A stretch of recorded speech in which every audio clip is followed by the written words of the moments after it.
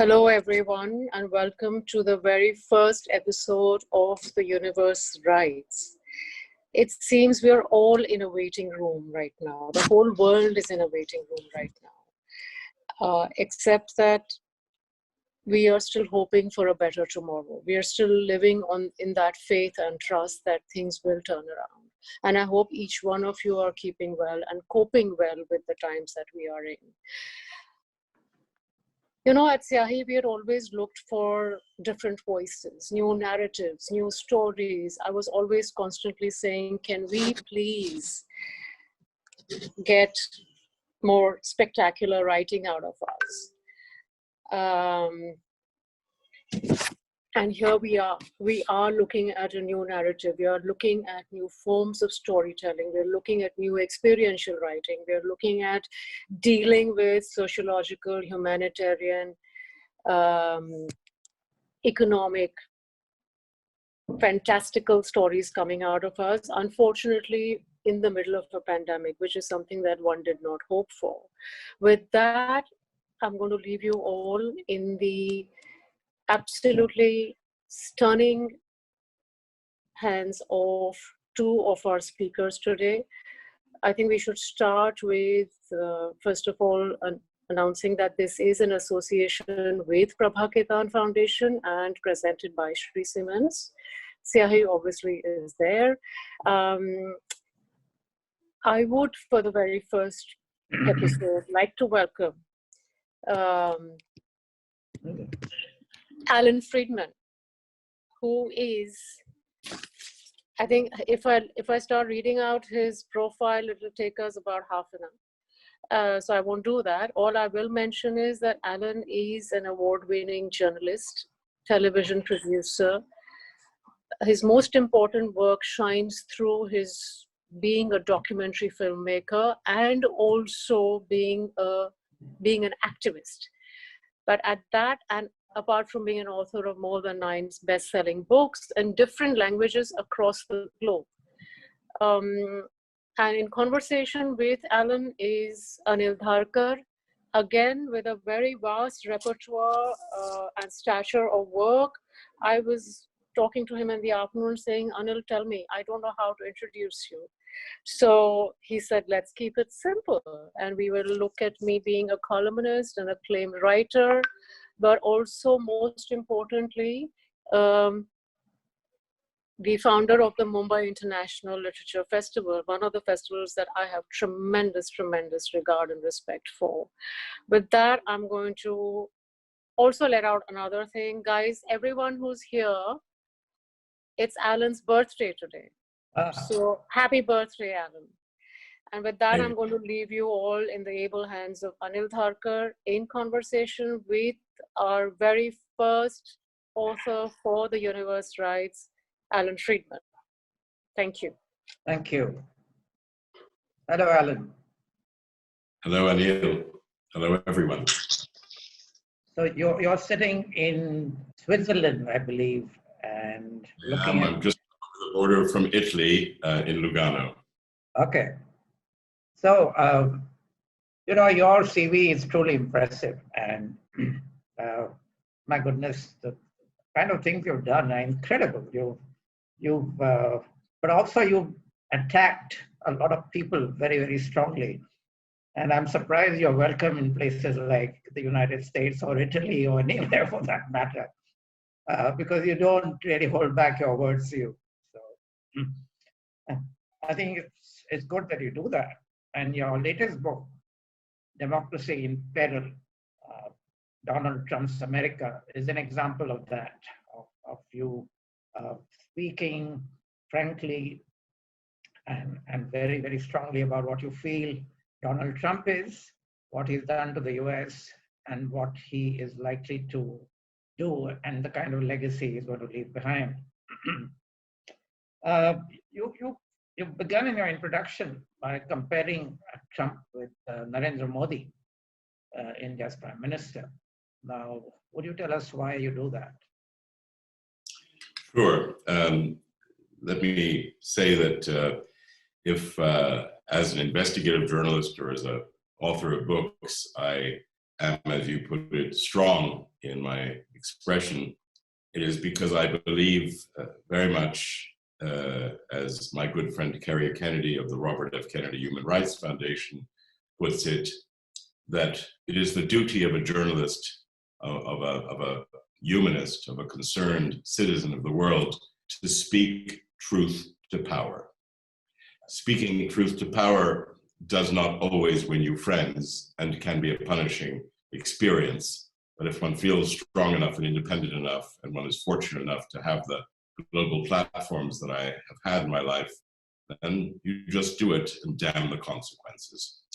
In the first chapter of the new book by Ombooks, Democracy in Peril, I compare Donald Trump and Narendra Modi because both are strong figures.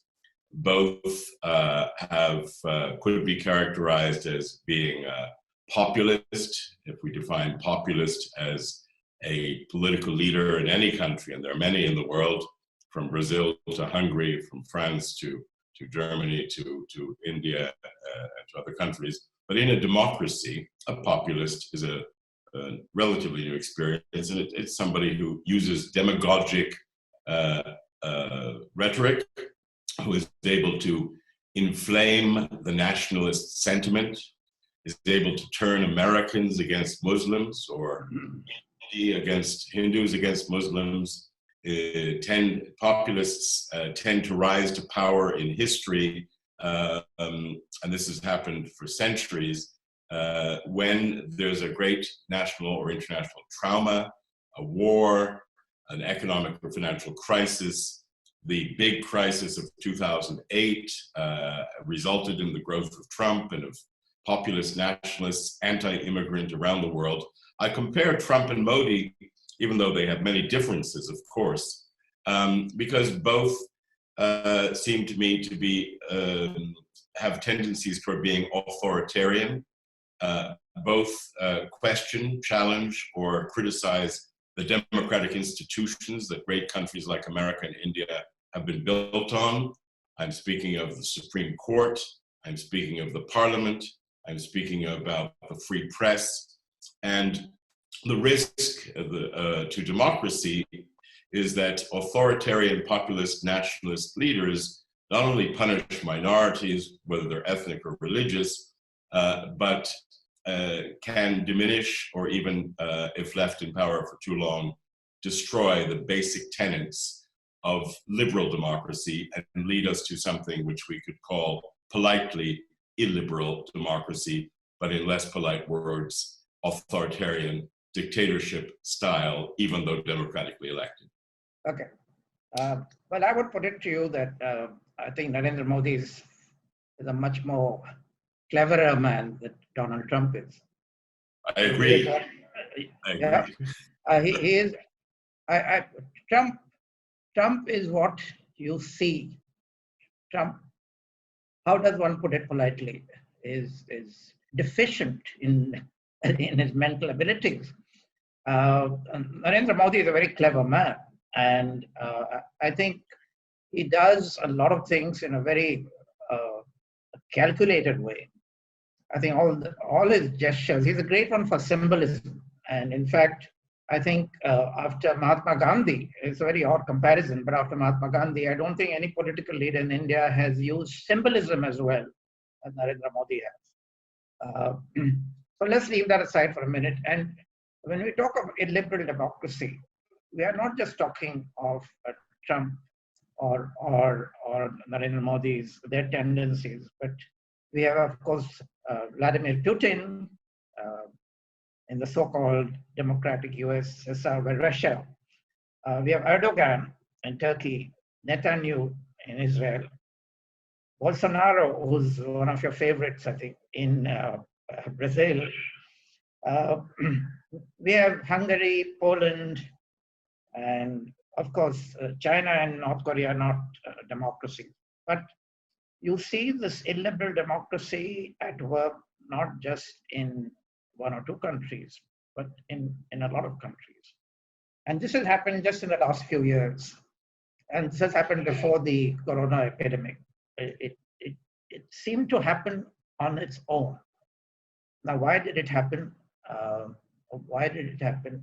What will be the consequences? Will they be long-term or short-term? I think these are the questions we have to look at. Let me come back to something I said and expand upon it. I said before that populist, demagogic, often extreme right-wing, nationalist, anti-immigrant leaders tend to emerge in the most extreme form in Europe in the 1920s and 30s with Mussolini and Hitler, but today in democratically elected governments, and I'm not accusing Trump or Modi of being comparable to Hitler or Mussolini, let's be clear, I'm not saying that. I talk about tendencies, not absolute values. But they tend to emerge after a trauma. But let's drill down. What do I mean by trauma?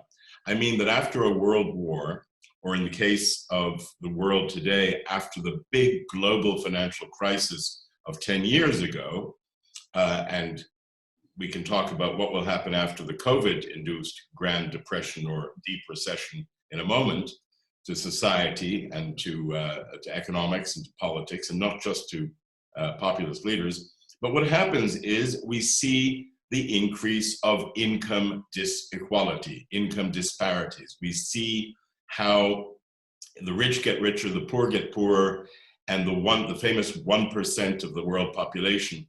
I mean, just think about it, Anil. Today, in the world of 8 billion people on this planet, there are 26 men who control 40% of the wealth of the entire planet. Not hundreds, not thousands, not millions, but 26 people control nearly 50% of the entire wealth of the planet. And there are many statistics I could use, but this income disparity, this resentment, this anger, this frustration, whether it be the people who vote for Trump from Village America in Alabama or Mississippi, the not so well educated, let's be frank. We're talking today and I want to thank the foundation and I want to thank the organizers for allowing us to speak, but we are talking to people who are educated. The people who are watching us are not watching us because they're part of the village India. They're part of, if not the elite, the middle class that is growing in our countries. But the people at the bottom of the social scale are easily manipulated by populists and demagogues because they don't know how to judge. Add to that fake news, disinformation, and an ability and will by some populists to not respect the rule of law and the democracy in the court system that America and India used to be known for, and I hope will again be known for. And you get a situation like the one we're living through right now. Yeah, but Alan, one point though, when you talk of resentment against the rich, and India incidentally has now more billionaires than it ever did, and we are still a poor country. But America did elect a billionaire. Hang on. So if you're saying that there's resentment against the rich and income disparity, why would someone like Trump be elected president? I'm going to answer that question, Anil, and hope we can broaden this conversation to some of the more humanist aspects of how the world is changing after COVID. But you're right to point out this seeming paradox. Why would America elect a man who calls himself a billionaire, but is probably worth less than $1 billion because he's up to his neck in debt, and with which Chinese and German banks is we can leave for speculation. But why would they do that? And the answer is because the less educated masses think that a strong and charismatic national leader, whether he's a billionaire or not, if he promises you, I'm going to fix things, I'm with you, even if, in the case of Donald Trump, after promising to help the poor people, he then turns around, cuts taxes for the rich, takes away social welfare programs for the poor, and, excuse the unpolite word, but screws the very people who voted for him, hurts them, that seems like a paradox, but it's not, because the real risk, and it's a more profound issue here, is that with the fake news and the techniques of social media and the Russian disinformation underway around Western democracies, we're entering a period now where it used to be, I'm over 60 years old, It used to be, just a few years ago, that truth mattered. It mattered what a fact was, and a fact was an objective thing. You could document a number or a fact.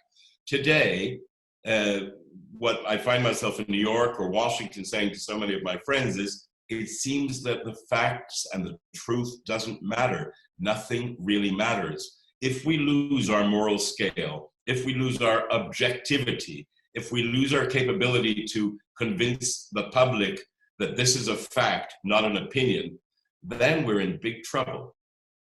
Are you saying that social media contributed to the victory of Trump? And 100%. Facebook, absolutely. Yeah. Not willingly necessarily, not because they were co-conspirators, but because if you're the Trump campaign, you don't even have to talk about Russian interference, but if you're the Trump campaign, or any campaign these days, using algorithms, using fake bots, using fake accounts, using deep fake videos, using all the techniques of social media that are available today, you can put out disinformation and you can try to change the reality, and many people believe it. Sure. But let me play the devil's advocate for a minute and say that right from his inaugural speech, Donald Trump talked about America first. I think you remarked in a book about how awful that speech was. It didn't try and heal the country, it didn't try and bring people together, but it, in fact, promoted divisiveness even more. But if you look at the platform of America first, as an average American, would you not say that that is what an American wants? That he wants immigrants out. He does not want to play the policeman to the world. He wants more money in his pocket. He wants to be able to buy more goods, etc., etc. And he does not give a damn about the liberal press. He does not care too much about free speech, as long as he's able to say whatever he does to his neighbors. So that would be an average American. So why is that wrong if I'm playing the devil's advocate? Well, I'm not offering a moral judgment. I'm trying to analyze what's happening today in the world. So let's be clear. When you speak of the average American, you're talking about what? Let's divide it up. The number, let's put it this way. Take a guess, Anil, little quiz. What percentage of the American people, of 350 million Americans, do you think possess a passport, meaning they've ever traveled outside the US? Take a guess. 40%? Sorry? 40%? 14%. Yeah. 40. That's exactly right. That's right. No, 14% of Americans. Okay. 14, not 40. Okay. 14%. Right. So America is an extraordinarily provincial country. In many ways, you could say all countries are provincial because, again, let's be honest, the intellectual elite, the informed and intelligent reader of the New York Times or of what used to be the Times of India, the informed and intelligent reader and intellectual who goes to cocktail parties in Delhi or Mumbai, let's be very honest here, Anil, that's a small elite, a small middle class to upper middle class elite. Those people are the people who care about humanism, human rights, sustainability, justice, democracy. But the mass of people in all countries, Italy, Germany, Japan, America, India, in all countries, want to get on with their lives. They just don't earn enough to make it to the end of the month. They have children and a family to support. They have to pay rent. They have to be subsistence farmers. They have to live in overcrowded housing in big cities. And those people have no time or interest in the issues we have the luxury and the privilege to be debating today. So the average American, does the average American want to keep the immigrants out because they're afraid that they're going to take their jobs? Not until 3 or 4 years ago, that wasn't 50% of the American people. That might have been the rednecks, as we call them in America, the really vulgar, squalid, ignorant people who are extreme right-wingers and want to go around with a gun. Why do Americans have so many guns? Well, that's part of the frontier mentality. Remember, America is not a sophisticated country, but no country in the world is really sophisticated. It's just the elites. Let's be honest about that. And it's the job of, in my opinion, of people who have a voice and are able to express themselves, even if they're only talking inside the elite intellectual, political, economic, and media establishment of their country or of the world.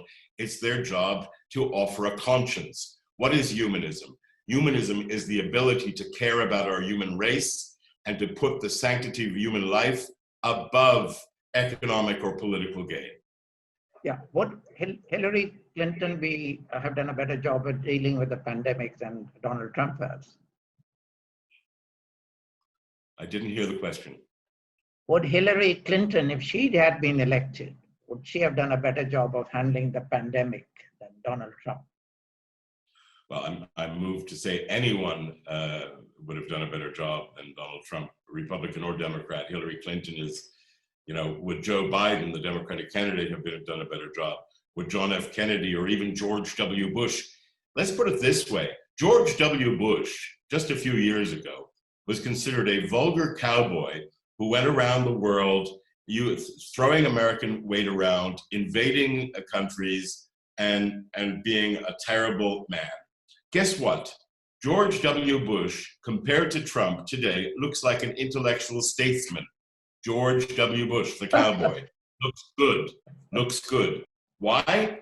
Because George W. Bush, creep that he might have been, did not try to destroy the World Trade Organization, did not stop funding to the World Health Organization, did not pull America out of the Paris Climate Change Accords, did not attack and deny science, did not pull the United States out of the United Nations Human Rights Commission, which Trump did.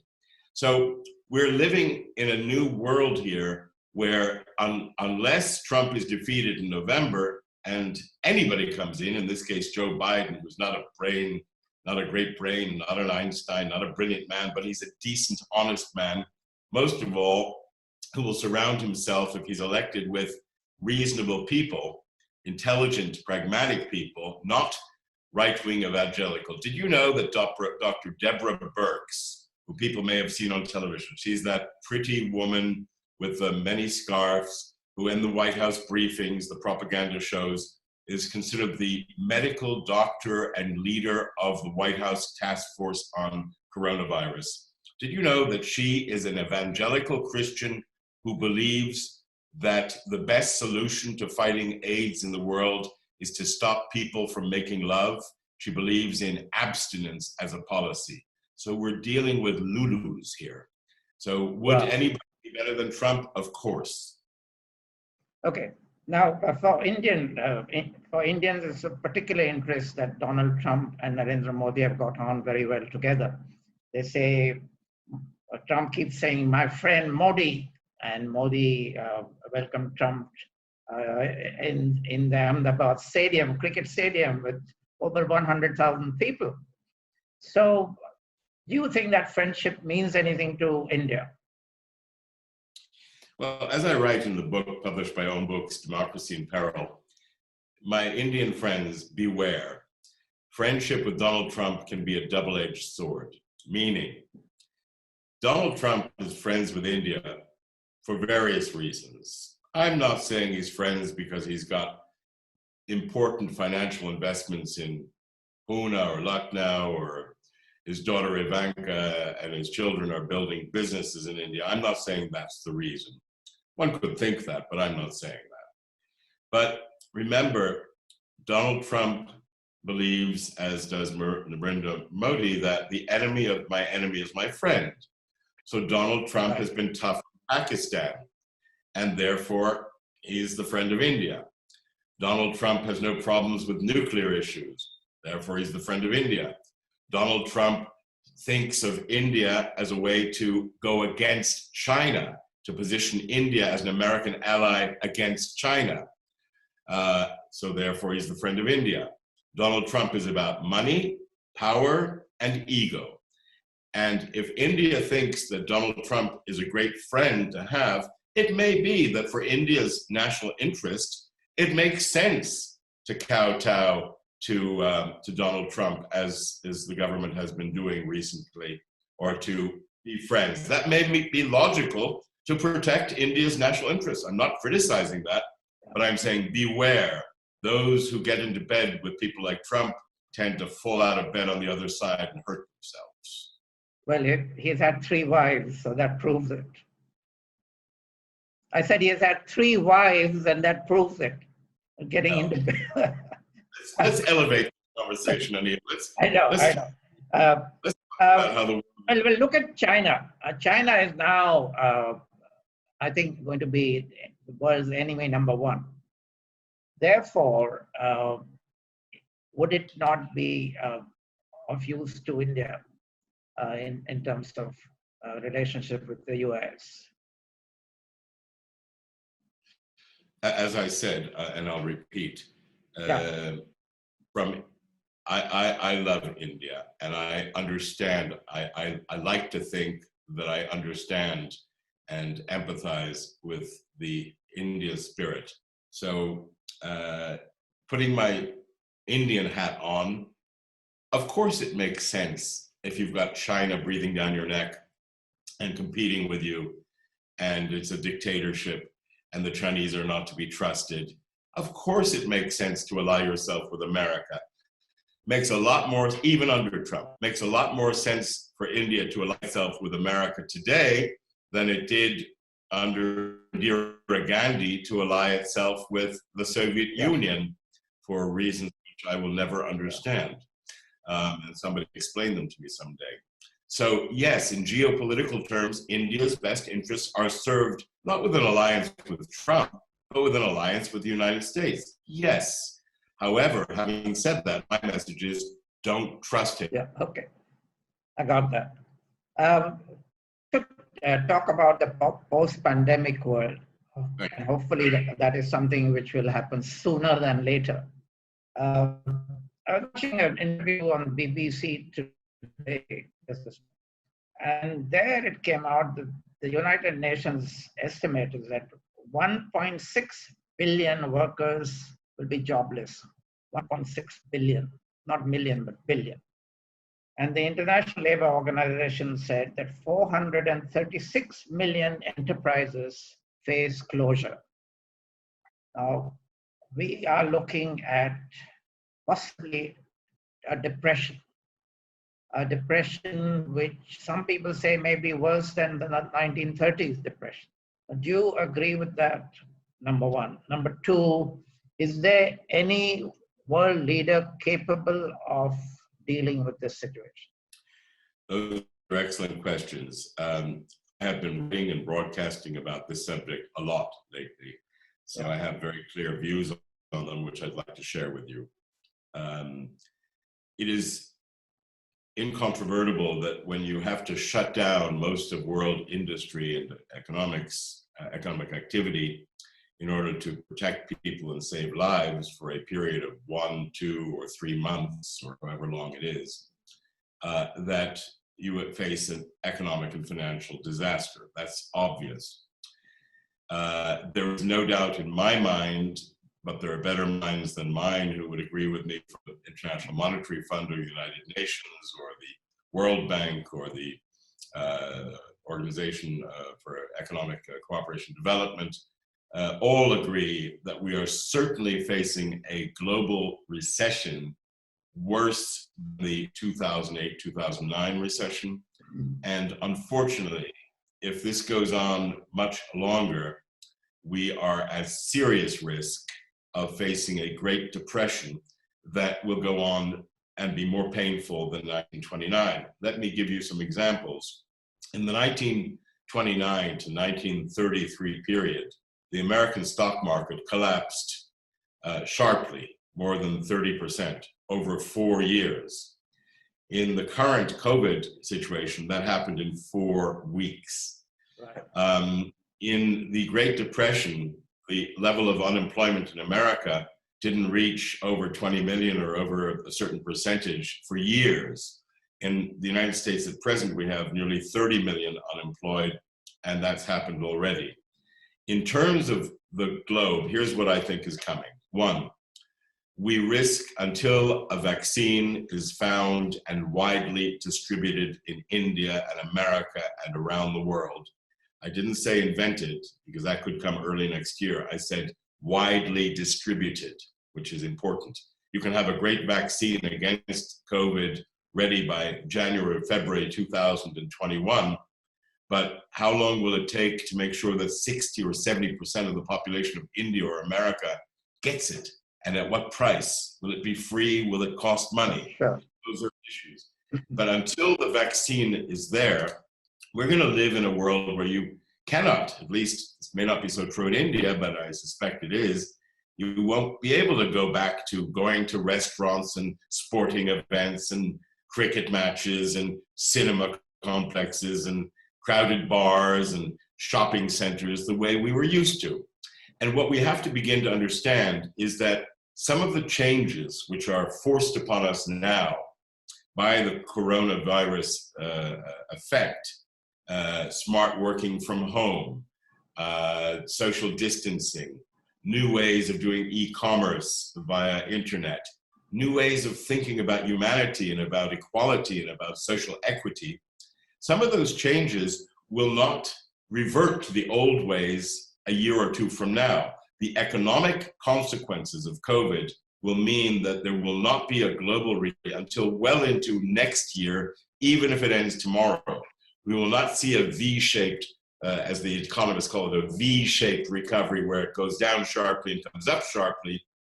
We might see a U-shaped where it goes down sharply and comes up gradually. We're more likely to see two L's, where it comes down sharply, remains at the bottom, and takes a long time to come up. What does that mean in societal terms and cultural terms, in the way we educate our children, the way we live and socially interact, the way we vote, the way we shop? It means many, many things, and the new normal will not be the old normal, just updated. We are facing a change that is epochal in the world's culture. Some of it might be good for the world. Some of it might be positive, because some of the technology that will change will take us in a period of 18 to 24 months as far as it would have taken us in 10 or 20 years. That's a quantum leap. That's a tectonic change in global habits. And some of it might result in more social equity and more opportunity, because each of us will have to reinvent ourselves. After COVID, every one of us will be a startup. Yeah. Do you think that there will be beneficial effects, like world leaders paying more attention to climate change, to environment, finding now, because of the way this pandemic started and the way it spread, that maybe we have been going against nature, and we need to change that whole thing. The humanity has been going headlong into so-called development at the expense of the world, of nature. And maybe that realization will come to all of us. I hope so. Are you certainly? I'm hopeful that that will happen, but not for altruistic reasons, not because people are caring, but for money. Let me be clear about this. The green economy is profitable. There are ways to make money using the green economy. And I'm not just talking about alternative and renewable energy. I'm talking about many aspects of what we could have in another conversation as the green economy. If you ask me to name the single billionaire manager entrepreneur in India who is smartest when it comes to the green economy, who understands that this can be good socially for society, but he can also make money, it's a friend of mine in Mumbai. His name is Anand Mahindra. I believe that Anand Mahindra is the most enlightened and progressive of billionaires, certainly a hell of a lot more than the two brothers who I'm not going to name. Well, there are other people. There's Azim Premji, there's Narayan Murthy, and people like that. And I'm sure people like Mukesh Ambani will rise to the challenges. Maybe. Well, I said I wasn't going to talk about brothers. No, but maybe they will see an advantage in the green economy, as you're saying, that a good businessman will take any opportunity that comes. And if everybody who's a good businessman will see the money side of it. I was talking before about Mahindra as somebody who's also a thinking, enlightened person. There's a distinction I'm making. Yeah. Now coming back to, I think this revulsion to the wet markets of China, and also the fact that the Chinese kind of hid the fact that this epidemic had started in Wuhan for 2 whole months when they could have contained it there. There is a great deal of hatred may be a strong word, but certainly a feeling of anger against China. And do you think that will play out with people now starting to avoid China as a manufacturing base? And the world has become too dependent on China for a lot of things. So we will find alternative ways to manufacture things. We will find maybe go to Vietnam, hopefully to India, and so on. Is that going to happen? Speaking as an observer of the world, and not just as an economist, I would say this won't be a very satisfying answer. Yes and no. Yes, because there is a clear tendency toward what I could call de-globalization that is emerging in many countries where people realize, oh, I can't get the components from South Korea or China that I need in Germany to make Volkswagens, so I'm going to make it myself. Or India, maybe saying, I can't what I used to import from another country to make something. Maybe I can't get the palm oil from Southeast Asia that I needed for some certain foods, so I'll create a substitute homegrown in India. There are many examples of deglobalization, and some of that could be good, some of that could be bad. About China, no. I think China is such, let's be frank, whether we like China or we don't like China, whether we have to recognize it's a brutal dictatorship. It's probably, almost certainly, the economic superpower of the 21st century in the world. And if we fast forward 10 or 20 years, remember, China will be the #1 economy. India could be #2. The United States could be #3. Or it could be China, US, India, in that order, in just 10 or 20 years in GDP terms. So China is a reality. It's as a market for people to sell to, whether you're American, European, or Indian. China, you can't live without exporting to China. Maybe you can live without importing all the things you do from China, but more no than yes, because at the end of the day, love it or hate it, China is the dominant reality of this century. Right. So you think we will live with China, learn to live with China, or continue to live with China, maybe cut down a bit on the reliance that we have on the Chinese. Correct. I think there are already a lot of moves in India that I hear about from my friends who are in industry, that we have to find alternative suppliers. We can't just rely on the Chinese. And maybe India will start developing its own supply chain for a lot of things which we are relying on China. And I hope that happens, because it's going to be good for India, and I think it'll be good for the world also to find alternative suppliers. I mean, I want to be clear, Anil, I have continue to have enormous optimism about the future of India. Yeah. And not just because I love India, but because I believe in the ingenuity of the Indian people. I always like to say the Indians are like the Italians of the Asian world, and the Italians are like the Indians of the European world. Because on the cultural, social side, the Italians and the Indians have the importance of family, of food, of color, of design. At the end of the day, in India, like in Italy, everything seems chaotic to the foreigner until 1 minute before midnight. And then, wow, it all comes together and it's brilliant. How do you do it? How do the Italians do it? So I say, hail India. and hopefully India will emerge stronger. And if you change your prime minister in the next 5 or 10 years, you'll be better off, because his economic policy and his demonetization policies don't look very competent from the outside. Yeah, very true. I think it's time that we went for questions, invite questions from the audience. Are we inviting questions from the audience? Hi, yes. Anyone who has any questions, just raise your hands and I'll let you in to ask your questions. Okay, we've got the first one coming in from Mr. Amit Chaudhary. Hi, Alan. So, Anil and you were just discussing, hi.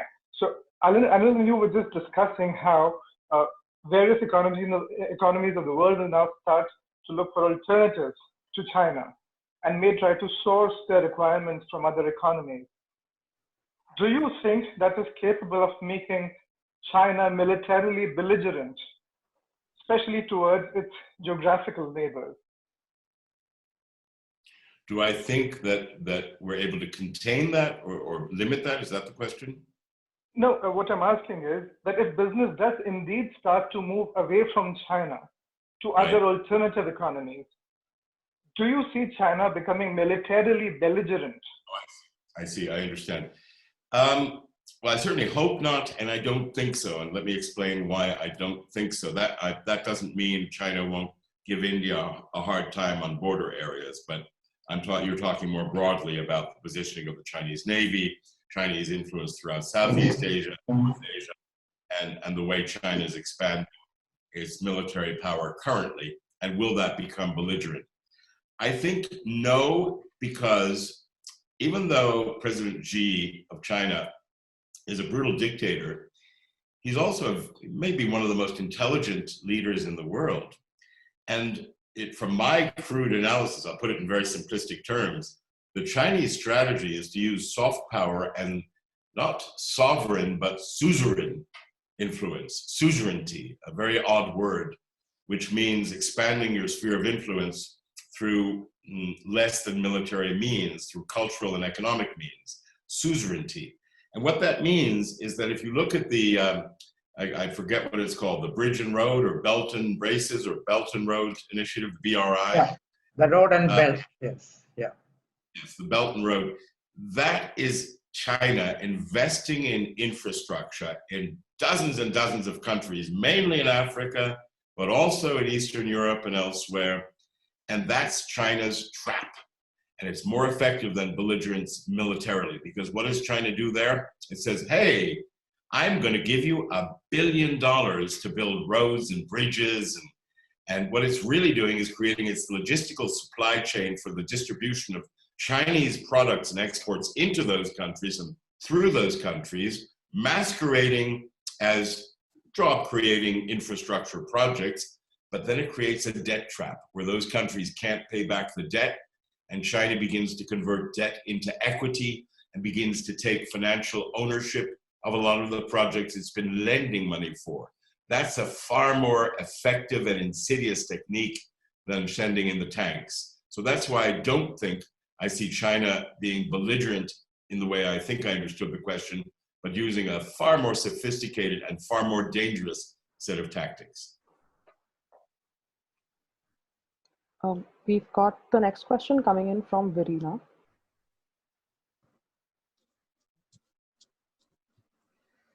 My question is, what's the role of Russia in all this? Because they are also one of the two superpowers in the old days, before China came up behind US. India could be number 3, I agree with you, in the next 20 years. But what role will Russia play? A good question. Let me try to address it briefly, remembering that some of my answers will seem superficial because I'm trying to save time for other questions. One, let's remember that Russia under Putin is a brutal dictatorship, but Russia is a country that has failed to diversify its economy beyond oil and gas.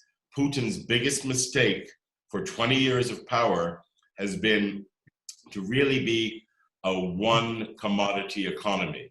And what that means is that when he and Saudi Arabia just got into an oil price war and an oil supply war, that Russia is suffering greatly. And one of the things that could undo Putin in future with the younger generation is the fact that the economy is really suffering and people are suffering in Russia. Number two, has Putin been able to run circles around Donald Trump over the last few years, whether he interfered, how much he interfered or not, and how much in bed they are together or not? Put that question aside. Of course, because Putin is a former KGB agent, he's extremely sophisticated, he's the master of the double bluff, and basically Trump's withdrawal from Syria, Trump's withdrawal from the Middle East, and his fixation on this terrible, horrible right-wing Netanyahu in Israel, bad man, this has allowed Putin to essentially rewrite the geopolitical map of the Middle East without anybody interfering. Put Russian troops masquerading as mercenaries into Libya, take over pieces of the Ukraine, put Russian troops to take over Syria and prop up Assad. And who are Putin's natural allies?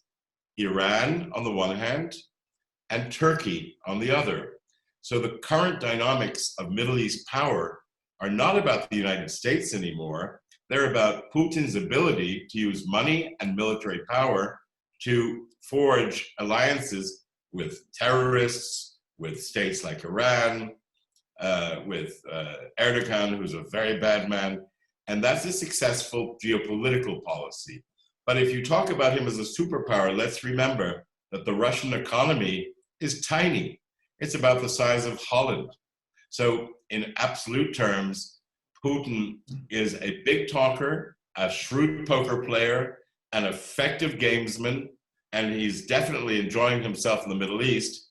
But you know, I always think over time, sometimes it takes a long time, if you put out a lot of negative energy into the universe, it comes back at you. Thank you. You think we should lend Narendra Modi to him? I'm going to smile at that and move on to the next question. Okay, thank you. I'm just going to take the next question from Ms. Amrita. You said that 26 people control. Can you speak up? I can't hear you very well. Hello? Yeah, can you speak up? Yeah. You said, yeah. You said that 26 people control 50% of the world's wealth. 40%. Yeah, 40%. 40%. So disparities in wealth is on the increase. So how, according to you, will this disparity be minimized? What are the factors involved in that? It's a very interesting, very complicated question. So again, each of these questions could be a half an hour discussion. Income disparities will not be corrected in a big way anytime soon. However, the best way right now to see income disparities change in big developing economies like India's or like others is to see the growth of a middle class that begins to earn more money and begins to see less agrarian and agriculture-based economy and more back office and manufacturing service industries that are able to pay higher wages when there's more disposable income. After COVID, I have both hopes and fears about the income disparity question. My hope is that, let me just take 30 seconds and remind people of a piece of history that I'm sure not everybody knows. 7 centuries ago, in the 1300s, right, in the 14th century, long time ago, there was something in Europe called the bubonic plague, okay? It was a horrible massacre of tens of millions, maybe hundreds of millions of people in Europe 700 years ago, 600-700 years ago. An interesting thing happened.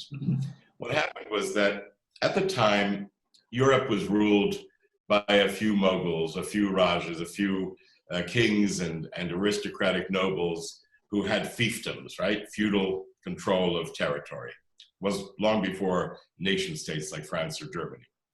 At the time, They were landowners who employed the peasant farmers to take care of their land and their agriculture.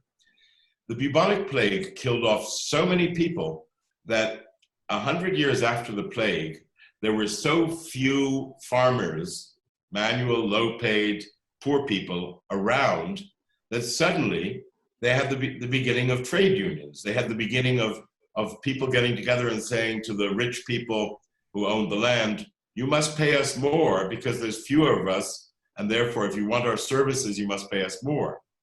Now, I'm not saying that phenomenon, and there was more social equity for another 100 years and then was crushed by another counter-reformation. But I'm not saying that after COVID, that's comparable.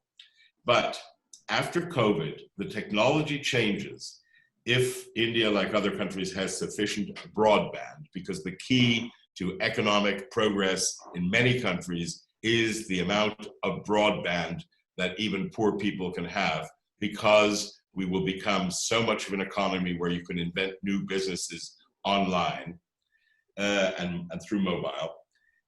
If that happens, then there may be more opportunities. Let me give you a small example. Let's say you had a restaurant in downtown New York, downtown Milan, downtown Mumbai. And that restaurant was very popular and you did well with it, but after COVID, you couldn't afford to pay your workers. The government didn't give you enough grants to keep your workers. And it was a restaurant where people were so close together that for a year or two after COVID, with the new rules that might come in, you could only have 25% of the number of guests in that restaurant, and the restaurant went bankrupt. And guess what? A clever new young person in New York or Milan or Mumbai said, I'm going to invent a restaurant with plexiglass booths. I'm going to figure out a way to make money, but with an iPad, I know that exists already, but with iPad ordering instead of waitresses, with robot deliveries, and I'm going to make that technological leap that reinvents restaurants. These are small examples. How can income disparity be solved quickly? By raising the taxes for rich people and redistributing wealth. Is that going to happen? No. Therefore, we have to look to more meritocracy and social equity as a hope, realizing that only a small part of my hopes will come true. Yeah, okay, thank you. We'll take two more questions. The next one is Mr. Ajay Aswal. Hi, Alan.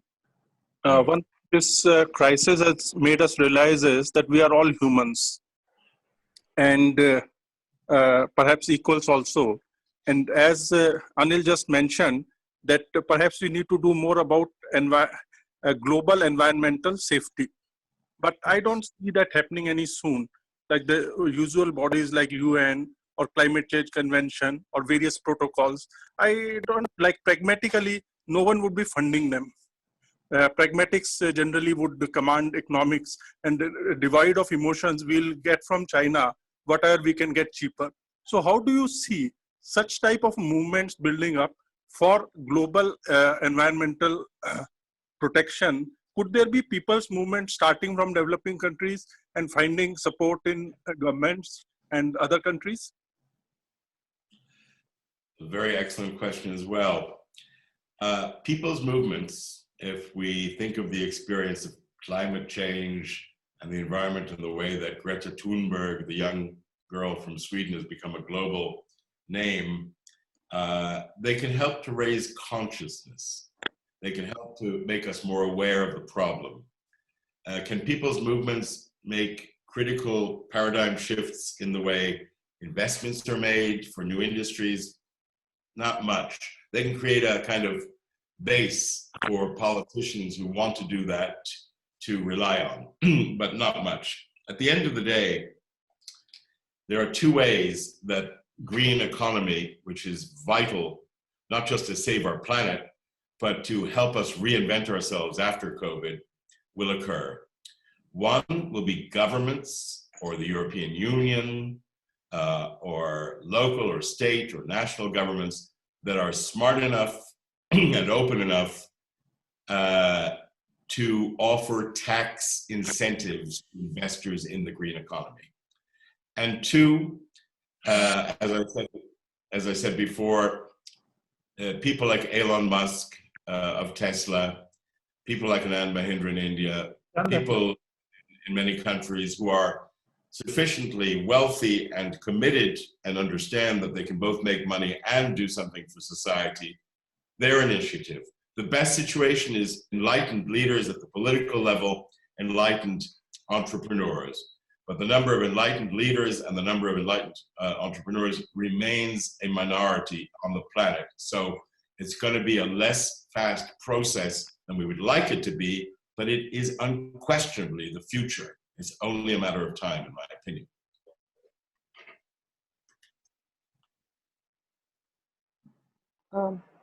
We'll take one more question from Ms. Rebecca.